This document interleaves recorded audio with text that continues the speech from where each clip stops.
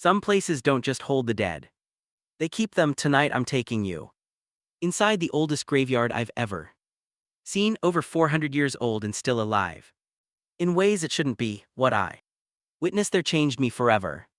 Before we begin, tell us where you're watching from in the comments, and don't forget to like, share, and subscribe too. Join our growing community of those who walk the dark with us. Now put on your headphones, turn down the lights, and step with me into St. Maro's Rest, the most shocking graveyard I've ever seen.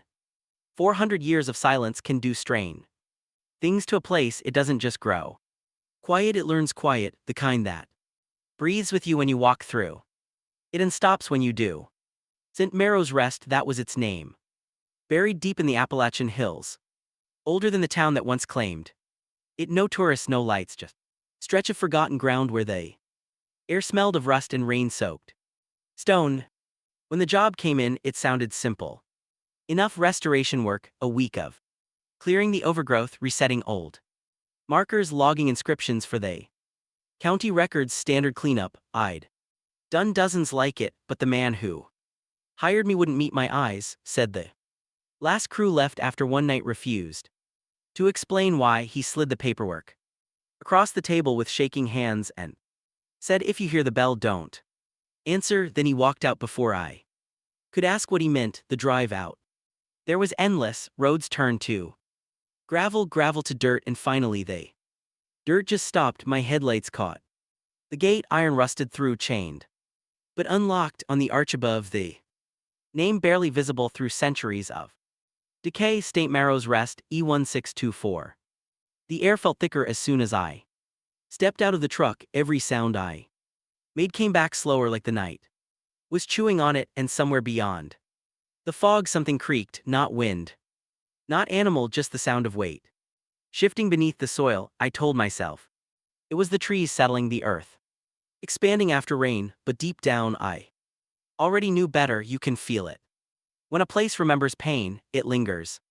In the stones, the roots, the spaces between your footsteps. That first night I set up my tools by lantern light and promised myself it was only a job. By the second night, that promise started to break. Some graves don't rest quietly. In St. Maro's Rest, it wasn't resting at all. Something down there was still awake. The ground there had a pulse, not a sound you could hear, but something you could feel. Every step sank just slightly, like the soil wasn't solid but waiting, adjusting. It reminded me of standing on a lung, feeling it rise and fall beneath your boots. I told myself it was just the years, centuries of erosion, rain, and rot, but no natural ground breathes like that. In this place it breathed back. The headstones leaned and strained directions, none of them straight. Some bowed toward the earth, others tilted toward each other like they were conspiring. The names were almost gone, faded by time and moss, but I traced what I could with my gloves. Thomas Wainwright 1624. Eleanor Wainwright 1630. Same family, buried 6 years apart. Their stones were so close they might as well have been holding hands. A few yards away, the ground was uneven, almost swollen, like something beneath had pushed upward once and then stopped. Halfway, I took my spade and pressed down. The dirt gave easily, too easily. The scent that came up wasn't just soil. It was something sweeter, familiar to anyone who spent enough time around death. And then I saw it, the one stone that didn't belong, perfect white marble, unblemished, standing tall among the ruins of centuries. The surface caught the light of my lantern like glass, clean and cold, no moss, no cracks, no decay. It was as if it had been placed there yesterday. I brushed away a thin layer of dust and found no name, no birth date, no death date, just a single phrase cut deep across the middle: "We remember you." I don't know why that hit me so hard. Maybe it was the "we," like the graveyard itself had written it, a message from the forgotten to the living. The wind moved through the trees, then slow and heavy, and I swear I heard something shift beneath my boots, not the crunch of earth, but the faintest murmur, a sound you feel more in your chest than your ears. I took a step back and the ground dipped under me again, not enough to make me fall, just enough to remind me that the line between what's buried and what's waiting is thinner than most people ever Realize. Standing there surrounded by 4 centuries of silence, I finally understood what the old caretaker meant. When he wrote, "The graveyard remembers its own," and in that moment I started to wonder what exactly it remembered. About me. By the third night, the graveyard had gone still in a way that didn't feel natural. The air no longer drifted through the trees. It was coming up from the ground, a slow, steady breath carrying the smell of damp roots and rusted iron. I was raking leaves by lantern light, the kind of work that usually calms me, but every scrape of the rake felt too loud, too sharp, like it was interrupting something ancient. After a while, I realized there was a rhythm beneath it, a sound so faint I thought it was just my heartbeat echoing in the stillness. Then I stopped moving, and the sound kept going. At first it was just a murmur, like the low hum of running water beneath the soil, but the longer I listened, the more I could make out words, not English, older, heavier. A man's voice muttering something like a prayer, the syllables rolling low and deep like thunder, still trapped underground. And then something else joined it, a woman's sob, soft, aching, real. It rose and fell as if she were lying just inches beneath me, whispering through the dirt. There was no breeze, no trick of wind. These were voices. I knelt down, pressed my ear to the ground and listened. The soil was cold and rough against my cheek, but the sound grew clearer, the woman pleading for forgiveness, the man repeating the same Latin phrase over and over. The words meant nothing to me, and yet I understood exactly what they were saying. When I pulled my hand away, I realized my palm was warm, not from my skin, from the ground itself, like the earth had a pulse and it was beating faster now that I was touching it. I sat there frozen, afraid that if I moved, the sound would stop. Part of me wanted it too, but another part, the part that had spent too many nights in the company of the dead, knew this wasn't something you could silence by standing up and walking away. The ground beneath St. Marrow's Rest wasn't just soil anymore. It was memory, layered, pressed, and alive. And for the first time I realized it wasn't just that I was standing over the dead were standing under me, listening back. The night after the whispers, I couldn't sleep. The air in the tent felt thick, heavy enough that even breathing seemed to disturb the silence. So I went back to the caretaker's shed. I don't know why. Maybe I just needed light or company, even if it came from something long gone. The door hung crooked on its hinges, creaking like a sigh when I pushed it open. Inside, the air was colder, not from the night but from time. Everything inside had been still for decades. Tools rusted to their racks, lanterns thick with cobweb, chair sitting in the center of the room, facing the cemetery window, and on the table beside it, half buried under dust and dead moths, was a book, a caretaker's log. The leather cover was dry and flacking, the title barely legible. I wiped it clean with my sleeve, and for a second I hesitated, because the moment my hand touched it, I could feel a faint warmth, like the spine had been held just moments before. The first entries were simple, lists of graves tended, storms survived, tools repaired. But as the years went on, the handwriting began to shake. The words grew shorter, less like a record, more like confessions whispered to the page. Something moves under the where-right plot. The soil breathes in the rain. Voices call at night, not to me but for me. And then I turned to the last page. There was only one sentence: if you hear them call your name, do not answer. The graveyard remembers its own. The ink was darker than the rest, not faded like the older entries. It looked recent, fresh. And beneath it, pressed into the paper, was a fingerprint, still oily, still human. I stared at it too long, because deep down I recognized that print wasn't left there by someone long dead.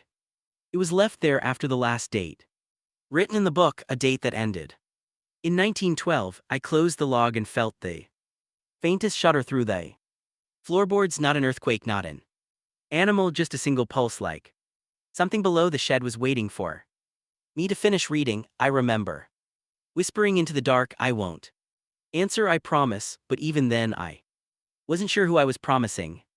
Midnight in St. Mars Rest doesn't feel like midnight anywhere else. There's no sky, just a ceiling of fog that seems to trap the air itself, pressing it down.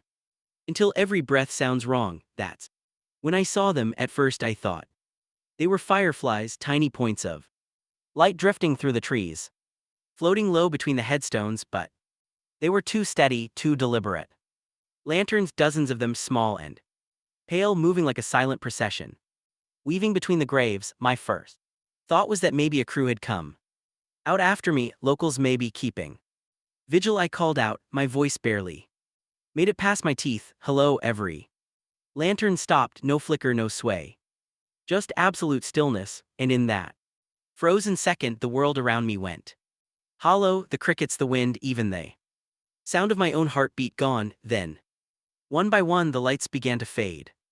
Not all at once, slowly like candles, being snuffed by invisible hands. Each time one vanished, I felt the ground tighten under my boots as if the earth itself was clenching. When the last light went out, the darkness that followed didn't just cover me, it wrapped around me, thick, suffocating. Alive, I couldn't see my hands, couldn't hear a thing except the faint, wet sound of the soil settling, and then a voice right behind me, close enough that I felt the warmth of breath against my neck. You're standing on my chest. I didn't move, couldn't. Every nerve in me turned to ice. The ground beneath my boots pulsed once, soft, deliberate, like a dying heartbeat. When I finally stumbled backward, my lantern flickered on its own. The beam cut across the fog and caught something pale in the dirt. Hand half buried, fingers bent toward the surface. I blinked and it was gone. Just earth again, but I knew better. That's the night I stopped pretending this was just a job. That was the moment I realized whatever was buried here wasn't done being seen. Morning should have brought relief. It didn't. The fog never lifted, it just palled with the daylight, turning the whole graveyard the color of bone. I remember thinking I'd pack up and go. I even said it out loud, but this place, it doesn't let go that easy. When I walked the grounds, I noticed one plot had sunk overnight. At first I thought it was just erosion, the kind that happens when the soil gives in after rain, but it hadn't rained, not for days, and the impression was too clean, too deliberate, a perfect oval dip, like something inside had shifted. I leaned over the edge, careful, testing the ground with my boot. It held for a second, then it gave way. The earth collapsed inward with a hollow sound, like breath leaving lungs that had been holding it for centuries. When the dust settled, I saw wood rot, soft, pale, splintered in the corners, the corner of a coffin. I knelt down, part of me still wanted to believe I was looking at nothing more than age and rot, but when I brushed away the dirt, the wood was smooth beneath the decay, not broken, not eaten through, preserved. That's when I saw the hand pressed flat against the inside of the coffin lid, fingers outstretched, nails clean, skin still clinging to bone in a way that defied every law I knew. Perfectly preserved, not dry, not brittle, but pale and soft, like it had been waiting, like it had been reaching. The detail that broke me wasn't the hand itself, it was what was beneath it. Burned into the lid, seared deep into the grain, were three words, the letters uneven, desperate, carved from the inside out. Still not dead. I just stared, couldn't breathe, couldn't blink, because that kind of mark doesn't survive centuries. It was too sharp, too recent. The air around me thickened the same way it had that night with the lights. The ground began to hum, a low vibration rising up through my knees, my spine, into the back of my skull, and for the briefest second the hand twitched, not much, just enough for the dirt around the fingertips to crumble. I fell backward, dropped my lantern, and crawled until my boots hit the grass. I kept my eyes on that hole the whole time, half expecting it to open wider, to spill something out. But it didn't. It just stayed there, quiet, still, pretending. That's when I realized what this place was doing. It wasn't holding the dead, it was keeping them, and I just reminded one of them they were still down there. Night came fast that evening, too fast. One moment the sky was bruised gold, the next it was nothing but fog and blackness. The air felt different, tighter, like the whole graveyard was holding its breath. Then I heard it, a single bell, faint but clear, a long, low tone that didn't belong anywhere near me. It drifted through the mist, soft at first, then sharper, closer. Another chime followed, and another, deliberate, each one echoing from somewhere deep inside the forest. Exactly where the old church should have been. I told myself it was in my head. A memory. A trick of nerves, but the sound was real. I could feel it vibrating through the shovel still leaning against my tent, so I followed it. The fog was thick enough to blind me beyond 10 ft, swallowing the beam of my flashlight whole. The closer I got, the more the air changed, colder, yes, but charged too, humming with something I could almost taste on my tongue, metal, ash, and something faintly sweet. When the ruins came into view, my stomach dropped. The bell tower had collapsed. Decades ago, I'd seen it myself that morning, nothing left but splintered beams and scorched stone, and yet the ringing was coming from right there, not above, below. The sound was under the rubble. I stepped closer, brushing away bits of charred wood and root, until I saw the outline of a cellar door half swallowed by the earth. The hinges were rusted solid, the planks fused by time. But from beneath that door came the sound again, softer now, almost patient, like it was waiting for me to open it. I shone the light through a crack. What I saw froze me where I stood. There were faces beneath the stone, dozens of them, pressed against the earth like flowers. Beneath glass, eyeless, pale mouths open in silent prayer or scream. I couldn't tell. They weren't bones, not yet.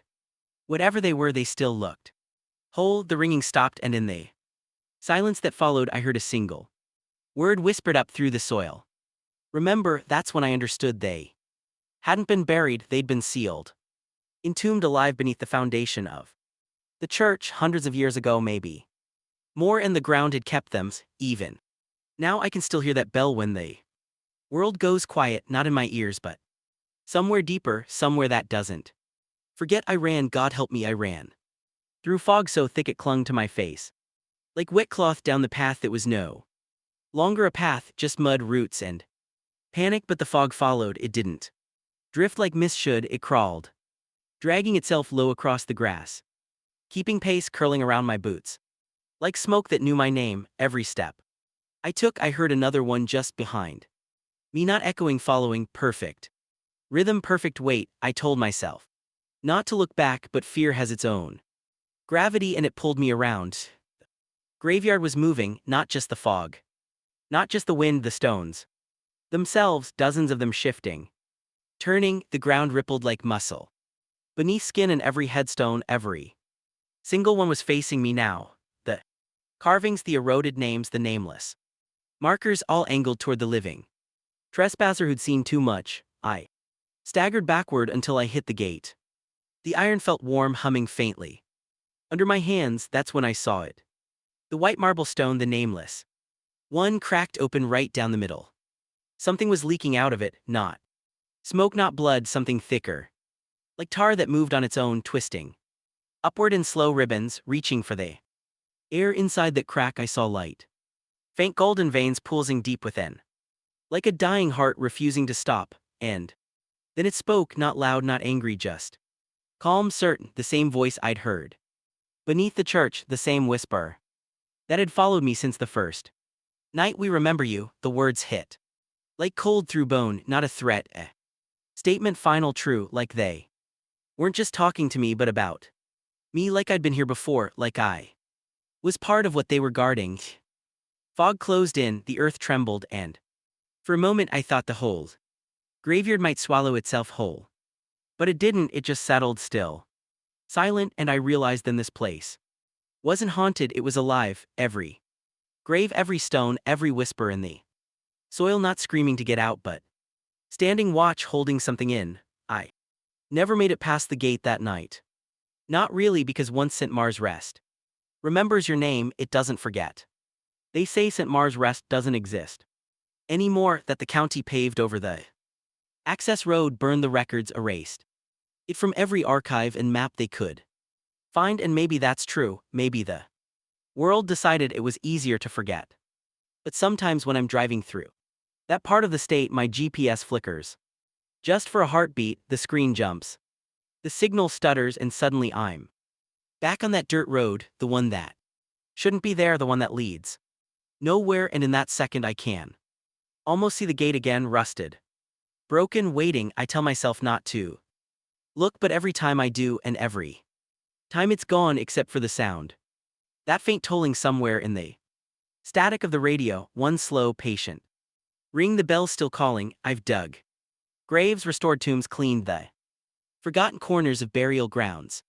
Across this country, I've held bones in my hands. I've felt the last warmth fade from the newly dead. Ghosts stopped scaring me a long time ago. They're predictable, they want to be seen, remembered, mourned, but St. Marrow's rest, it wasn't about the dead haunting the living, it was about the earth itself refusing to forget. That place doesn't let go, not of sound, not of names, not of the trespassers who heard it breathe. Some nights when the house is quiet, I catch myself listening, waiting for the air to change, for the floor beneath me to pulse like it did there, and when it doesn't, I almost miss it, because at least in that graveyard I knew exactly what I was standing on. Now everywhere feels borrowed, every patch of ground feels like it's remembering something, so I keep driving, and every time the GPS flickers, every time the bell hums low beneath the static, I whisper the same thing under my breath, a plea, a prayer.